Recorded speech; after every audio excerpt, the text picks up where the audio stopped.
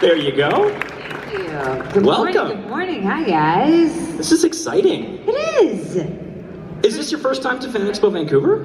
It is my first time to Fan Expo. Not my first time to Vancouver, though. No. You've done a lot of work here. Yeah. Actually, the last time I was in Vancouver was in February of 2020 when I was shooting my last episode of Supernatural.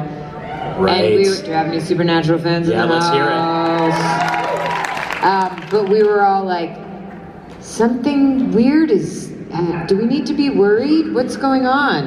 And then here we are. Yeah. What was the first inkling? Like, when did you hear that this was going to be serious and things were going to be shutting down or productions were going to be delayed?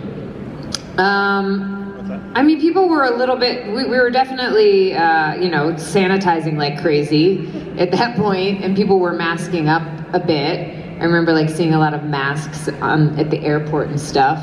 And then my husband, I was living in New York at the time, and my husband was working on Broadway, and that all shut down a couple weeks after that, I guess. So that was sort of the big thing that foretold of you knew it was getting serious. Yeah, exactly. Well, here we are now, and things seem to be getting back to some sense of normalcy, but you have a long and storied career in television. I mean, SEAL Team, Supernatural, The Mentalist, a lot of different shows and genres. But let's talk about your latest venture as the Armorer. What a fascinating character this is, and I think it's one that is really immediately intriguing for people.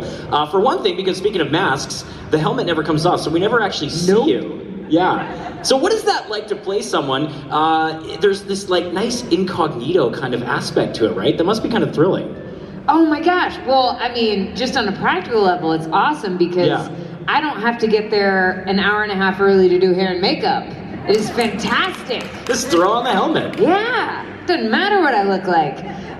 It's really cool because, I mean, on so many levels. It's such an interesting thing to have to convey character without being able to use your face. Exactly. So that's a really fun challenge. But also just in terms of like identity and you know, for almost 20 years now, I guess, I've been doing this whole professional acting thing.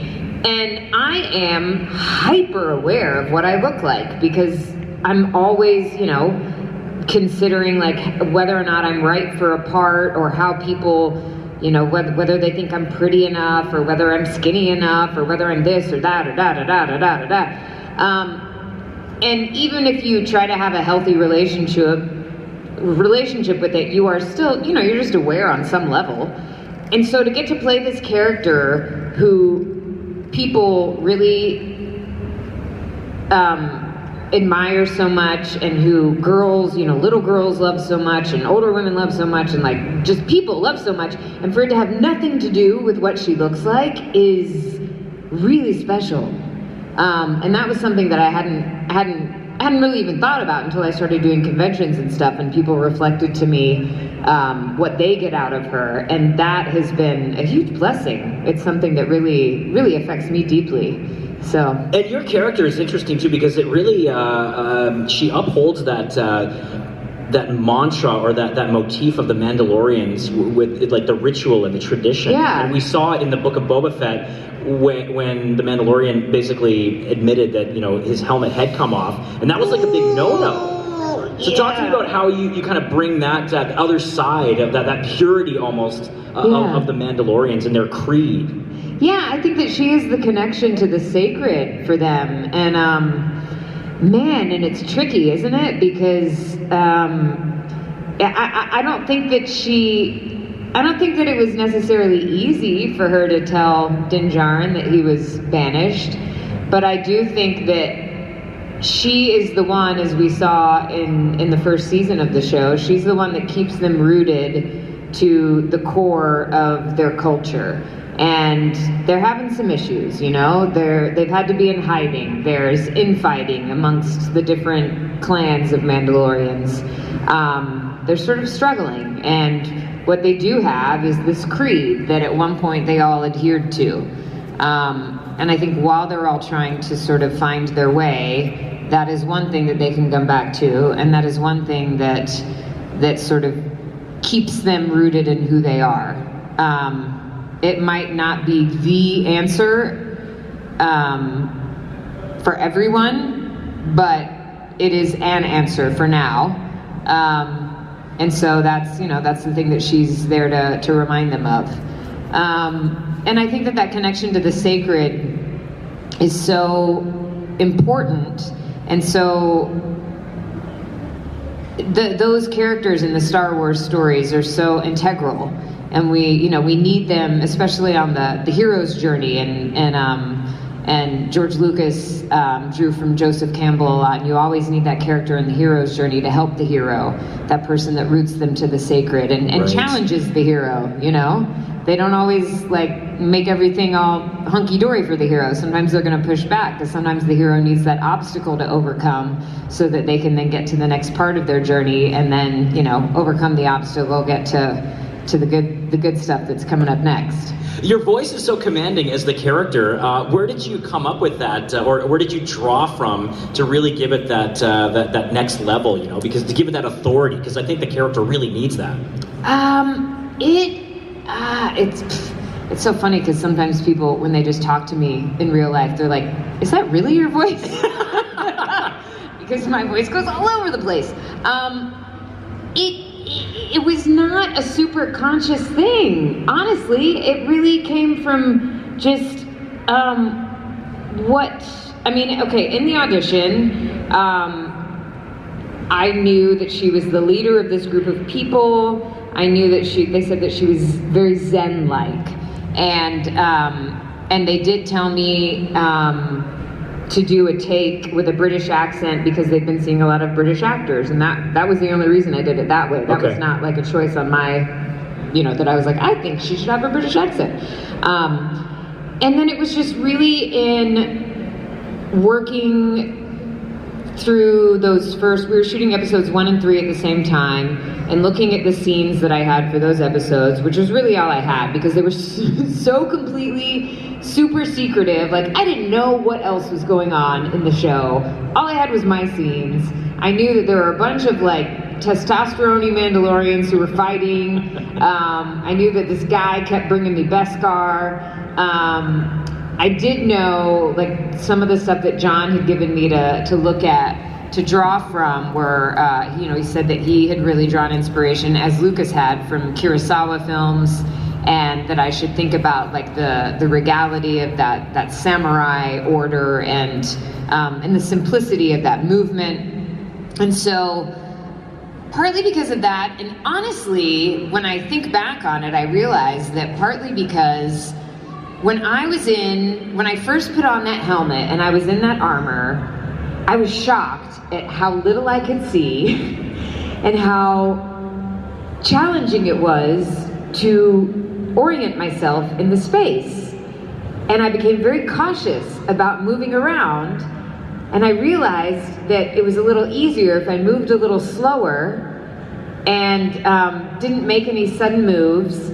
And then I also realized that was actually kind of appropriate for her. Right. Because she is very patient, and she is very confident. Methodical. She's very methodical. She doesn't need to do anything rushed until some stormtroopers tick her off.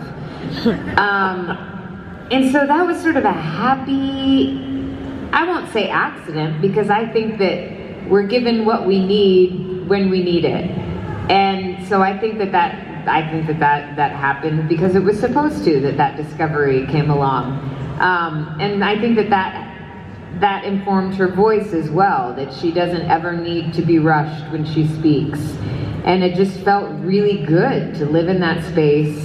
I aspire to be in that space more in my life, because I don't naturally dwell there. I am a very fast-moving person. I use my hands a lot, I use my face a lot, and so to live in her space is such a relief, to just trust that nothing needs to happen quickly, that things will occur in the time they need to. To have that simple confidence is really such a lovely place to be. That's such an interesting notion. I love that. And people are delighted when they see you appear on screen, because they know that you're just going to melt down some steel into a badass piece of armor or a really cool weapon, right? Yeah. Yeah. All right, let's open it up to questions. And if you do have one for Emily, you can line up in an orderly fashion. We've got 2 mics set up there on the aisles, as you can see. Let's keep the masks on to adhere to safety protocols. And because the masks are on, you want to just make sure you're getting nice and close there. And maybe project a little bit more than you can. And let's keep it to 1 question each if we can, so we have time for everyone. Before we start taking some questions, we're going to see more of you in season 3 of The Mandalorian, I hope, right? I take it? I hope so. I don't know. Okay. Talk to me about the culture of Star Wars on set. Thanks to Dave Filoni, Jon Favreau. I mean, there's like a whole exciting new world that they are developing. Because, traditionally Star Wars wasn't really on the small screen, but now I think this new venture, this new direction for the galaxy, it's just opening it up to so many other possibilities and characters and stories. So what is that like to be a part of that now? Oh my gosh, it's so cool. It's a big question. It's ridiculous. It's ridiculous. When I was a kid, I would play like Ewok Adventures in my backyard. I pretended to be Princess Leia, even though I didn't have enough hair to do like the little buns. The buns, yeah. And I didn't have a YouTube tutorial to show me how to do it. Yeah. It is truly magical, and I have to say, like, it astonishes me because it's a highly technical thing. When season 1, I never got to work on the volume. I was really just in my forge. And then when we did that episode of Boba, I finally got to experience the volume, and it just like blew my mind because the technology is incredible, but it also, like, as an actor, it enables you to be more fully immersed in the world because you're not just having to have a blue screen where you're pretending that all these things are there. Like, you're surrounded by that universe. But it's also highly technical, and so you could easily get caught up in the technicality of all of it and get kind of separated from the magic of your imagination. And that doesn't happen because of the people that are in charge. And John and Dave are both brilliant creators, but also brilliant like coaches, like team coaches, because they have these incredible story ideas and they're incredible writers, but they're also so good at assembling this team of people who on every level are smart and motivated and driven and hardworking, but they're also like, they come out at the beginning of the day and they just give like the best pep talk, and they're the greatest at like unifying everybody so that we're all on the same page and making sure that everybody is heard, making sure that everyone's concerns are met, but also making sure that like the main vision is still like at the forefront, so it's not like, a free-for-all. It's just really masterful. Yeah. And at the core of it, I mean, the thing that really astonished me when I first went into season 1, because I really didn't know what I was walking into. They were so vague about what it was, which was kind of great because I didn't have a chance to get too nervous. Like, I knew that I was working with Jon Favreau and Dave Filoni and that it was something Star Wars-y, but there'd never been a Star Wars TV show, so it was a bit of a gamble. Yeah, so I tend to be very cautiously optimistic, more on the cautious side. So, I allowed myself to be skeptical, and I was like, well, this could be a mess, who knows? Because then it made me less nervous.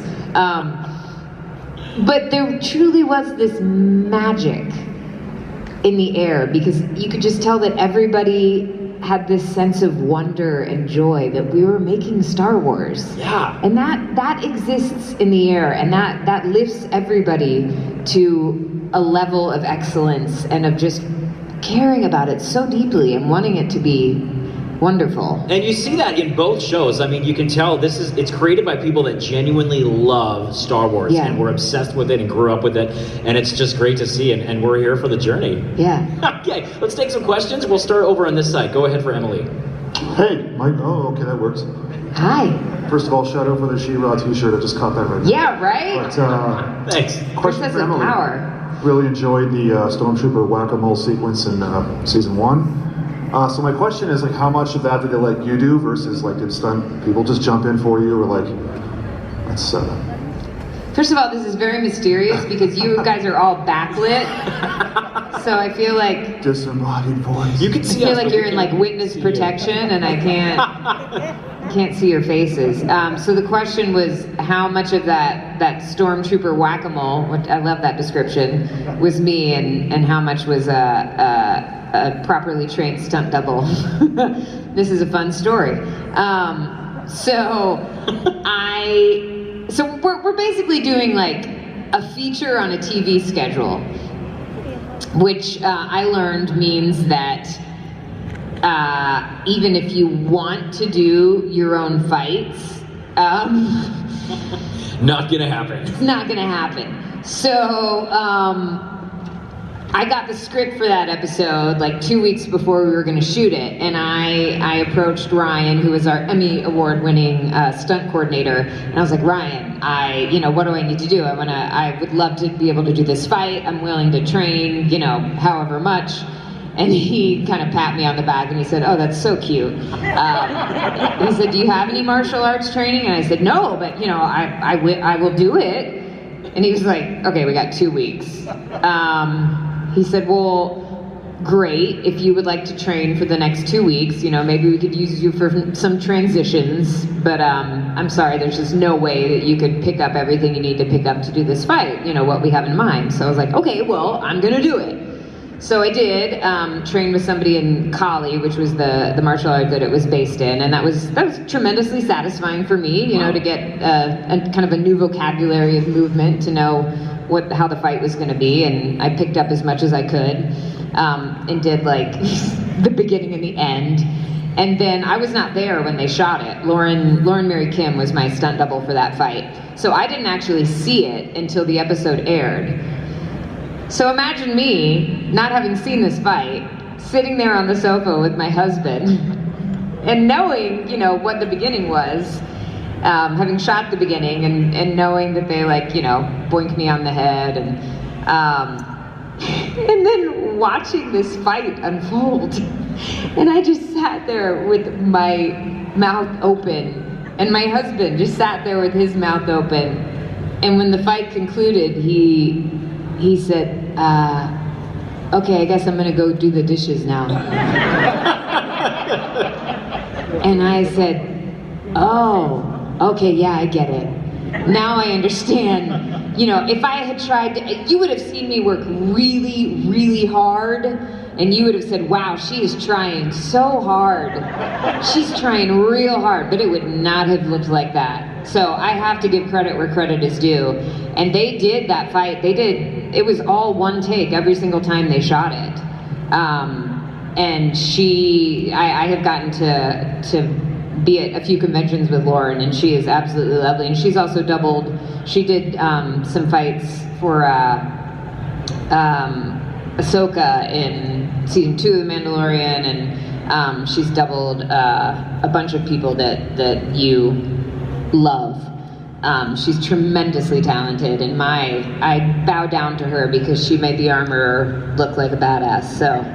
So I like to, and when you're on a feature, you tend to have like months and months that you can prepare and train, and so you have more of a chance to do the fights, but you just don't have the time when you're shooting TV. But I do, when I can, I like to at least, learn the sequence. And in Boba, I did learn that whole training sequence and got to run it and shoot some of it. And then there was also a stunt double who shot it because it was they were shooting it up high on this catwalk, and they didn't want me to fall off and hurt myself and then delay shooting. So there's all sorts of reasons why. But it's great as an actor when you get to learn it, and because it's all vocabulary for your character, it's another language. It's a language of the movement. So it gives you information for how your character exists in the world, and it's just fun. Great question. Thank you so much. I should say you did make the character a badass long before she was in a fight scene. Well, thank you. Go ahead on this side. Hi, Emily. Hi. My name's Adrian. and I just want to let you know that I love your show, SEAL Team. Oh, thank you. Really great. I loved your character on that. Dr. Natalie, she was amazing. Thank you. And I know at the end of the season, there was a decision to, I guess, write out your character, and I was wondering how you felt about that. I was sad because I love working with David and working with everyone on that show, but I was not sad for Natalie because I felt like she had put up with enough. And I felt like Jason is a big mess. He needs to figure some stuff out before he could be in a relationship. I sort of felt like Natalie had a superpower, and her superpower was patience, and she needed to move on. So they have said there's a chance she might come back, way down the road once he has put a lot of stuff behind him, but I think part of the appeal of his character is that he is such a mess, so I don't think that would happen for a while. But thank you. Thank you. Thanks a lot. Okay, we'll take a question from this side. Hi Emily, my name's Madison. I met you yesterday. You signed my dad's Mandalorian armor. Yeah. I'm a huge fan of Star Wars, and I absolutely love your character on the show. Thank you. And I was just wondering if you have any favorite memories from filming season 1 and then 2 of The Mandalorian. Favorite memories? Like every single minute. Before we ever shot for season 1, I was so excited about working with Taika Waititi, who directed episode 8, because he's long been one of my favorite directors, so I was definitely kind of fangirling about that. So that was a really, really special episode. And I mean, I remember the silliest things, he brought in a purple couch to sit on instead of just sitting in his director's chair. Yeah, he's a wacky guy. Yeah, and a lava lamp he had, and he would play crazy music in between setups, and he was just as fun as you would expect.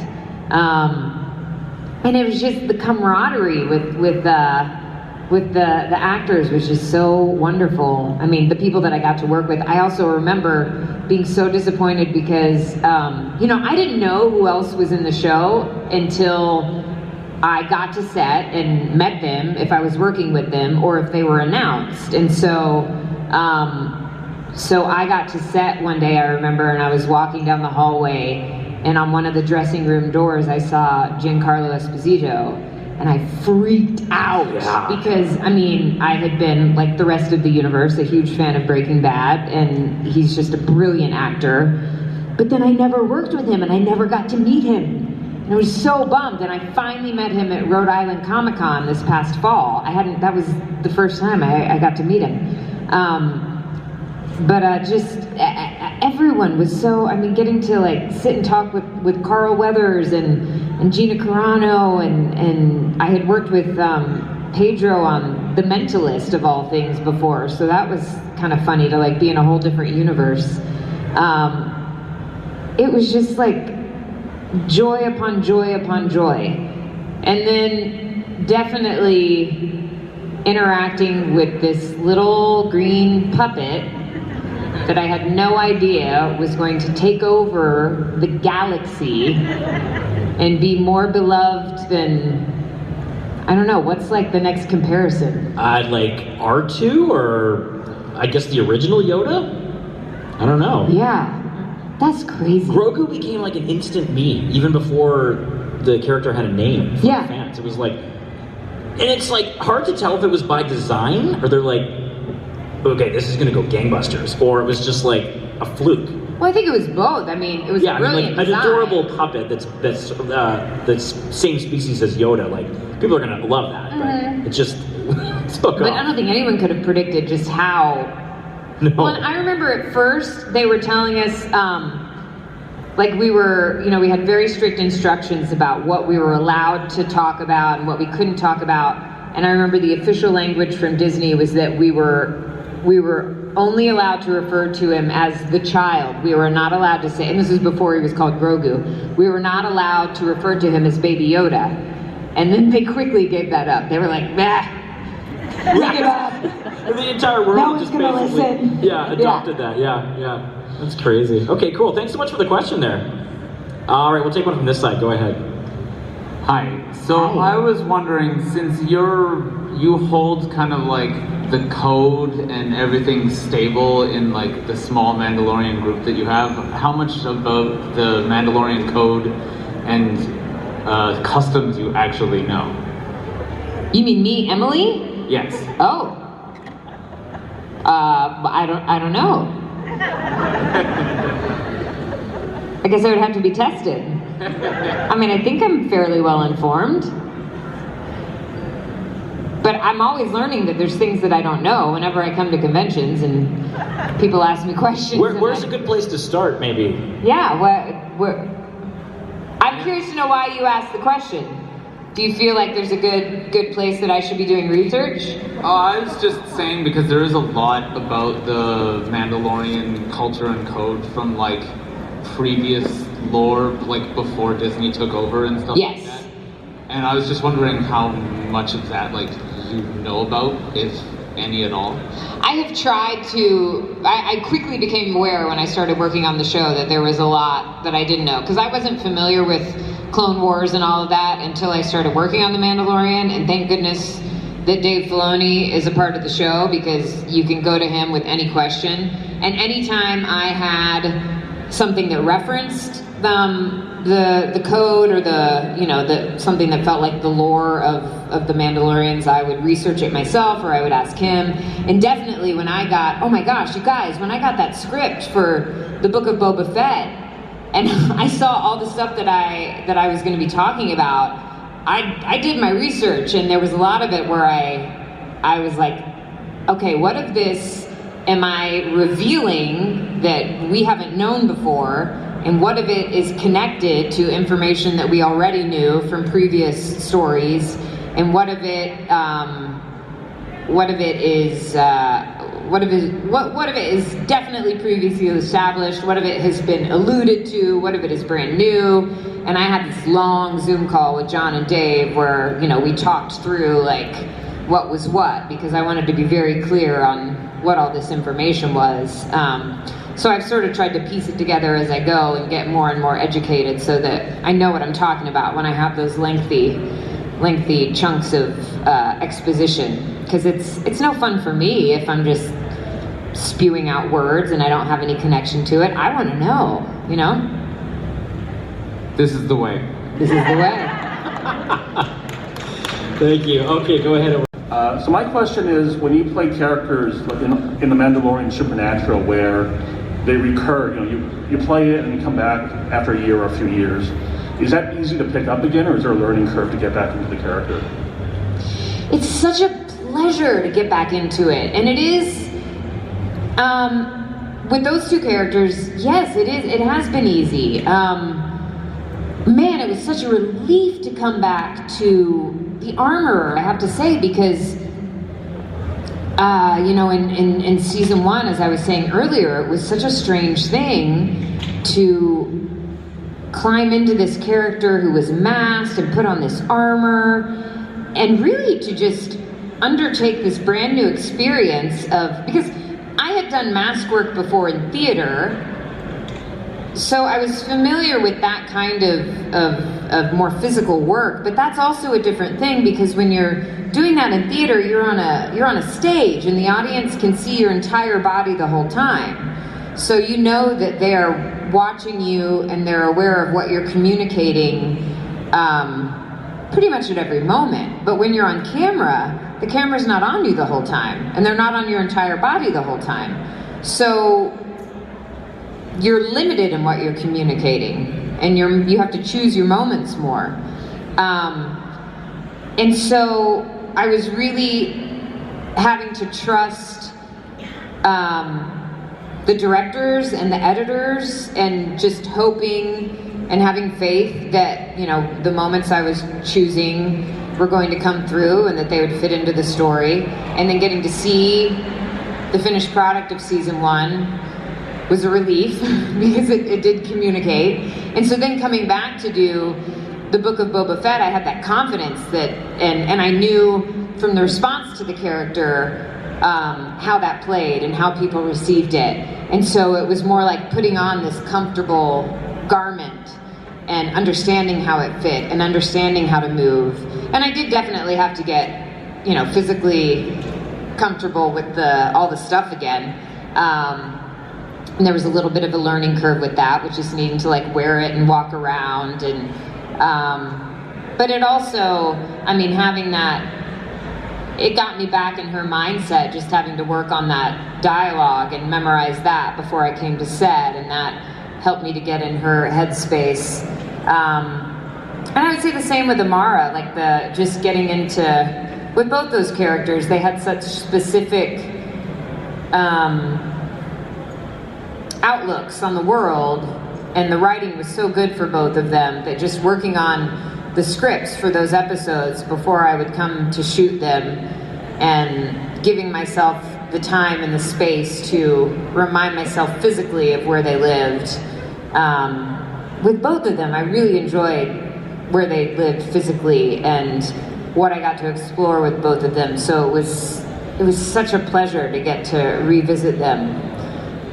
And it is, you don't, one of the things I love about theater is that you do get to spend more time with a character and you get more of a chance for things to sort of work their way in subtly. You're not as rushed. And you get that when you do come back to a character in television, and when you get to come back and work with actors again, you have that familiarity, and there's more of a chance for nuance to come in, and you're not having to like make decisions as quickly and deliberately. There's more chance for just inspiration to come up, and I love that. And so that's a real gift when you do get to revisit a character, and I'm so glad that I got that with both of those. Thank you for that question. That's great, thank you. Thanks so much. Over here, go ahead. Hi, I'm sorry, I'm just kind of a little bit nervous here, but a big Star Wars fan, and it was an unexpected joy actually to see you show up on the Book of Boba Fett, just because I do love the armor. And my question is, the armor does a lot of like blacksmithing, metalworking, Beskar sculpting. I guess, what kind of research did you do to learn how to do Beskar sculpting or blacksmithing, however you want to call it? I'm so glad you asked me Yeah, that. to make it look convincing, right? Yes. Like you're a master forger.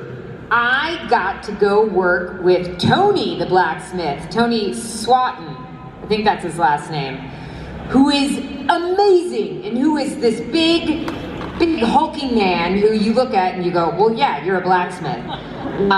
And he has consulted on dozens and dozens and dozens of on features and TV shows, and he has a shop in Burbank and his business is called The Sword and the Stone. And man, oh man, he's fascinating. And you meet him and you look at his hands and you say, I bet his fingernails are never ever clean. And he's just got, honest grime and oil and grease under there. Hard-working fingers. Yeah, he just lives in his shop, and his shop is incredible. And he actually, they filmed him doing some of the actual forging of the spears in Boba. And it was funny because they measured his hands so they could get gloves that looked like mine, so they could film his hands, but they didn't measure his forearms, and his forearms are enormous. And so they gave him these gloves to wear, and they didn't fit over his forearms, and they had to like split them on the underside so that they would fit. And so he and I are hands doubles, but he's like 3 times my size. But he's been doing it for decades, and he very kindly let me come into his shop and worked with me. And what we do on the show is a mix of traditional blacksmithing and space blacksmithing. There's a lot of things that we do that are make-believe. but we want it to be rooted in reality. And it helps me very much to know what of it, to know what the reality of it is. And there's also, you know, I also have to reconcile for myself, because some of it's great for me to get to feel what the correct way of moving is, like with hammering, what the, you know, proper form is for all of that. And then I get in front of a camera and oh my gosh, you guys, when I was shooting the hammering sequences, Bryce was directing that episode of Boba. And I just remember, it's this fever dream now. I don't even have full recollection of this day because I spent so many hours hammering from so many different angles, so many different sizes of hammer stroke, so many different rhythms, so many different, oh my gosh, because they, at the end of the day, they want what looks good for the camera, whether or not it would actually, you know, do what it's supposed to be doing. And they didn't want it to bounce, and so we had to put clay on the surface where I was hammering, but then like the hammer would stick to the clay and the clay would come up with the hammer, and that looks ridiculous. And then it would go like it would pick it up and it would go flying. And then sometimes like my armor is not super, like it can get constricting in weird ways, and I can't, you know, it would get stuck and I would not be able to hammer, and it was insane. So I had the great pleasure of getting to learn how to properly blacksmith and work with a forge. And then when I was actually around fire on set, it was funny because they would always have to watch out for my fur, which I've always wondered about. I'm like, she's a blacksmith, but I've decided that it is some like non-flammable space creature that she killed. It looks so cool. Yeah, she's not worried. Or she's just super, super confident in her blacksmithing skills, so she's like, I'm not gonna get hit by any sparks. I'm awesome. Non-flammable space creature, I love that. So yeah, I have gotten to learn a bit about blacksmithing, and then I get to do my own research and geek out and stuff, and it's fun. Thanks so much. Really sorry, folks, we're almost out of time, so we just have time for one more question. I'm getting the wrap signal here, so you get the last word for Emily. Go ahead. If you don't get to ask your question here, though, you can come ask at the table. Yes. Hello, my question is, what is your favorite scene as the armorer? My favorite scene as the armorer. It's a nice one to end things on. Yeah. Well, now, see, this is my first convention I've done since that episode of Boba aired, so now I have that to draw from, so I feel like... We know it wasn't a million takes of hammering, right? No, it was not. Definitely was not.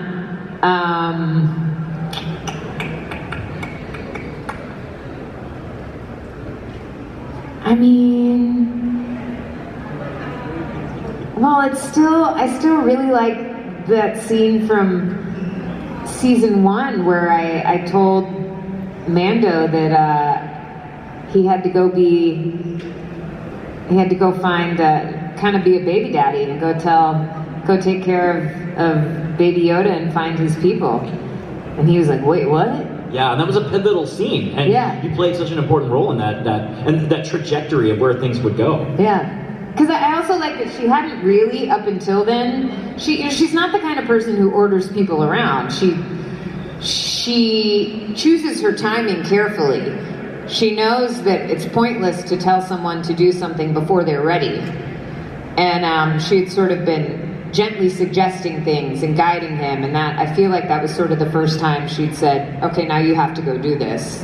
And it was just so exciting to get to reveal that he was a Jedi. Yeah, do you recall who was directing that episode? That was Taika. Okay, cool. But the word Jedi, if I recall correctly, when we shot it, I never said he was a Jedi. It was much more vague. And then we decided, John and Dave decided, when we were doing post-production and I did ADR for that scene, that they needed to make it more specific. And so it was in an ADR session when I was recording that they said, yeah, we need to make this more clear. You're going to say Jedi. And I was like, what? Wow, that's wild. Okay, we have to leave it there, but I just want to say on behalf of everyone here and myself, thank you so much for the joy that you brought here today and your stories, and continue doing what you love. And I think you just, even though we can't see you on screen as the character, you are emoting a lot of the passion that you bring as a performer, and we can't wait to see more of the character in future seasons. So thank you so much. Thank you, guys. Give it up for Emily Swallow!